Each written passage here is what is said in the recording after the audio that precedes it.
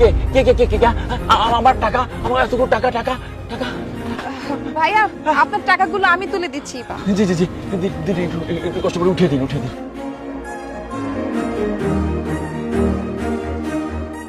অস্থির হয়েন না, কিছু আমার টাকাগুলো আছে টাকা আমার টাকাগুলো। ভাইয়া আপনি মনে হয় অন্ধ তাই না? জি জি জি, আমি অন্ধ, আমি চোখে দেখতে পারি না। তাহলে এতগুলো টাকা হাতে করে নিয়ে কোথায় যাচ্ছেন? আমার মা অসুস্থ, গলব্লাডারে পাথর হয়েছে, অপারেশন করতে হবে, তাই যে মোবাইলের দোকানে যাচ্ছি মাকে টাকাগুলো পাঠাতে। ও আচ্ছা, টাকাগুলো মোবাইলের মাধ্যমে আপনার মাকে পাঠাতে চাচ্ছেন? জি জি জি জি জি, টাকাগুলো দিন আমাকে। আপনার টাকাগুলো না আমি উঠিয়ে দিয়েছি। হ্যাঁ দিন দিন দিন please. Thank you thank you. আপনি না অনেক ভালো। তুই কি করলি? এতগুলো টাকার মধ্যে সামথিং কিছু টাকা দিয়ে সবগুলো নিয়ে নিচ্ছিস, সব টাকা দিয়ে দে। এই চুপ থাক, বেশি কথা বলবি না। এখানে কতগুলো টাকা আছে তুই জানিস? 1000 টাকার একটা বান্ডিল। এই টাকা দিয়ে তুই আর আমি ধুমসে শপিং করতে পারবো, রেস্টুরেন্টে গিয়ে মজার মজার খাবার খেতে পারবো। ওকে দিব না, তো চোখে দেখতে পায় না, ও কিছুই টের পায়নি যে আমরা ওকে টাকা কম দিয়েছি। শোন, টাকাগুলো ফেরত দে। একটা অন্ধ মানুষের কাছে এতগুলো টাকা নেওয়ার ফল ভালো হবে না। এই ঘটনা তো তোর আর আমার সাথে একদিন ঘটতে পারে, তাই না?